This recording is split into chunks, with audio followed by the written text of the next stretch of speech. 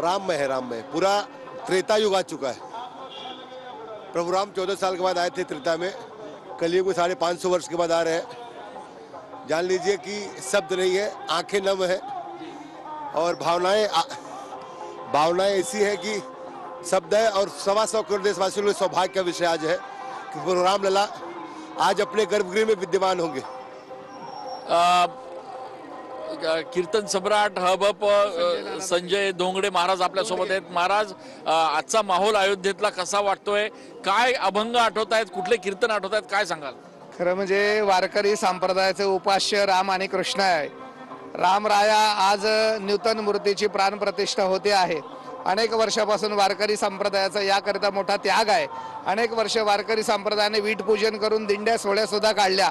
आज तो आनंद सोहळा होतोय। मला असं वाटतं झाले रामराज्य काय उन्हे आमाची, अशी अवस्था झाली आहे। धन्य आजी दिनू, सोन्याचा दिवस आमच्यासाठी उगवलेला आहे।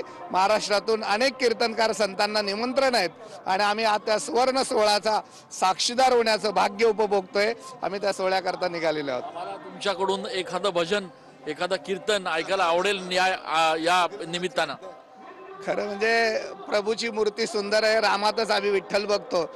सुंदर ते ध्यान उभे विटेवरी, करकटावरी ठेवून या, तुळशी हार गळा काशे पितांबर, आवडे निरंतर हेची ध्यान, अशी या रामाचं रूप आहे। त्याचा आनंद घेण्याकरता आजचा माहोल कसली आठवण करून देतो? एकीकडे वारीला लाखो लोक आपण बघतो दरवर्षी, हा माहोल तसाच वाटतोय। खरं म्हणजे आषाढी कार्तिकेला पंढरपूरची वारी असते, लाखो लोकांचा आहे। पण आज असं वाटतंय आषाढीची वारी अयोध्येत भरली आहे आणि वारीचा मोल आहे। जणू काही ही नाशिकची कुंभ नगरी वाटते आम्हाला आज। महाराज, एकूणच आपण अनेकदा पंढरपूरच्या वारीच्या दरम्यान या सगळ्या विठ्ठलाच्या मूर्तीचं वर्णन करत असतो, वारकऱ्यांच्या लाखो संख्येनं होणाऱ्या सहभागाचा उल्लेख करत असतो। आजचा हा माहोल नेमका कसा आहे? खरं म्हणजे वारीचा माहोल जसा असतो तसाच हा आध्यात्मिक आणि सुखकर आजचा माहोल आहे।